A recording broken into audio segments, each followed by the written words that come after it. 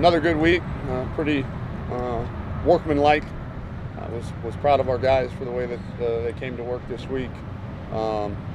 Did not sense any kind of hangover from our big win last week.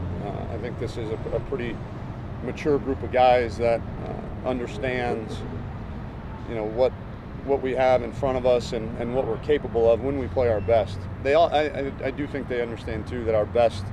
We're not at a point in our program where if we don't play our best, we can manage to win very many ball games. So I would expect, because of our preparation this week, that we'll be out there flying around, excited to play in front of our home fans for the first time in a few weeks.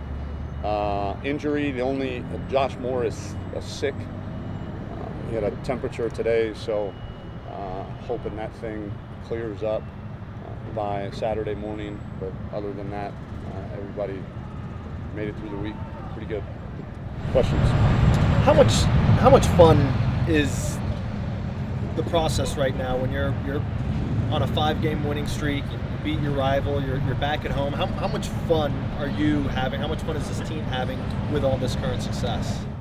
Certainly,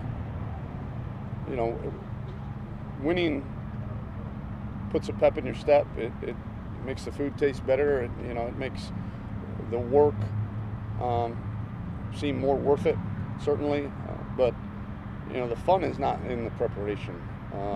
The fun is on Saturdays, and winning is a horrible teacher, right? Because it masks a lot of deficiencies. And like I said, after the first week, if we'd have gone down and scored in that 2-minute drill and won that game, we'd have still had all the exact same problems that we needed to solve. So no team is perfect. We've got a lot of areas that we can improve on, but this team, we got smiles on our faces coming to work every day, which is good. I get talking to players, I get the sense that young players, and that's a good thing. But they are so focused on themselves. It's a side. That's great that you get that feeling, because that's real. I mean, I think any coach in any program strives for that. The opponent is irrelevant, and the training and the preparation to go out and have fun at 2:30 is what matters, and that's a sign of a mature team, I think, and I'm confident, in that they'll be able to display that. And we got to go do it. We got to go prove it. It's one thing to talk about it. It's another to go do it. But they've given me and us as a staff, the signs and the feeling that throughout the week's preparation that they're certainly capable of that. What can you glean from your previous matchups with Coach Rule when both of you were in the American Conference? Well, not a whole lot. Obviously, his personnel is a little bit different. We played him last year. That's probably the game you hearken to. But they're a lot better on offense, especially. At quarterback's gotten a ton better. Those receivers are really, really difficult to match up against. And I think they're top 10 passing offense, top 20 total offense in the country. So they've improved, and we've got a ton of respect for Matt Rule too. We know now, playing him in 2 different programs, very well coached, very tough, physical outfit, which former Penn State linebacker turned O-line coach, you would expect that from him, and he's done a really good job improving that team. I don't know how much one versus one we're doing these days, but how much does it help you guys get prepared for receivers like Baylor has, when you guys have Colin and LJ to go against your guys' teams? Yeah, we don't do a whole lot of ones versus ones right now. So our 2 defense actually gets most of that work. But I think the fact that they have throughout an entire spring and training camp, that they know, what it's like, Chris and Devontae and Cook and Kobe, and they know what it's like playing big physical wideouts, and they'll certainly have their hands full this weekend. Your message of wanting to always be in contention in the Big 12 race late in the year, being 3-0 in conference play right now, and what's in front, it's also in front of you. At one point, do you talk to your team about what they can do big picture, or do you bring that up? No, because the big picture always takes care of itself when you take care of the small picture, and you take care of each week individually, take care of each day individually, each hour individually, each rep individually, and compete against your own best self every week and every day. And they're not oblivious. They're human beings, and so I think they all know it. But I think it would do us a disservice if we talked about the big picture a whole lot. And I think it would be a bit counterproductive for what we're trying to accomplish. Being 0-0 against Baylor this week, and really that's the only record that matters. Who are some of the scout ties to Coach Beck yesterday? Some of the guys who maybe not getting into games on Saturday, but you rely on a lot during the week for scout team, freshmen or not, who have done well so far this midweek? The guys that stick out: Moro Ojimo, Mike Williams, Daniel Carson was a scout team player of the week this week on defense. That young O-line, Christian Jones was a scout team player of the week on that side. Casey Thompson's doing a really good job, simulating some of these quarterbacks. But those are the guys off the top of my head that really stick out.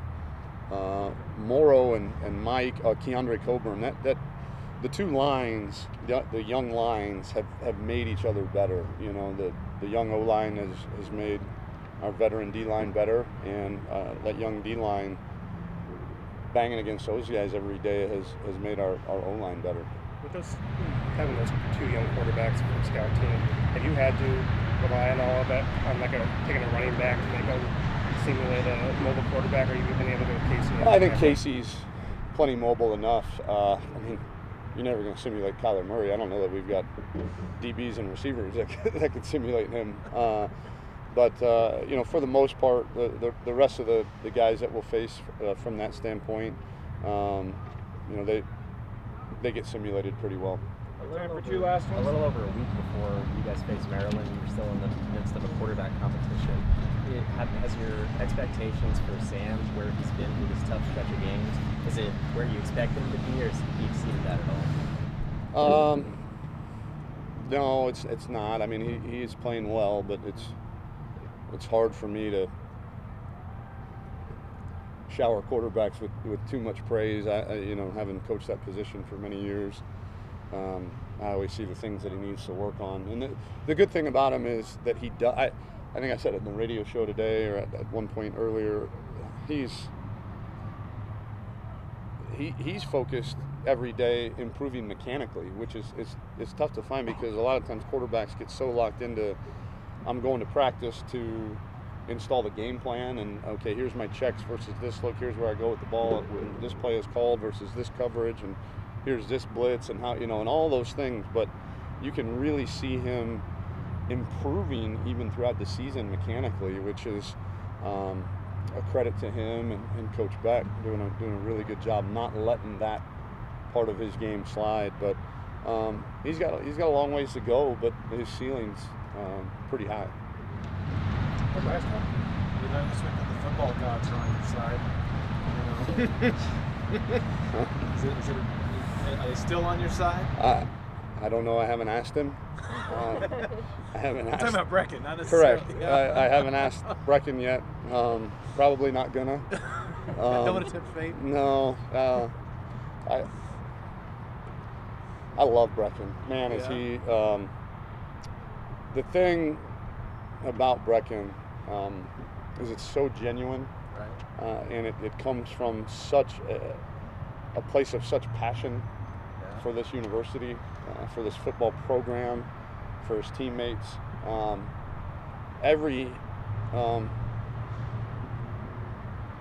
What's the word? Eccentricity that he displays.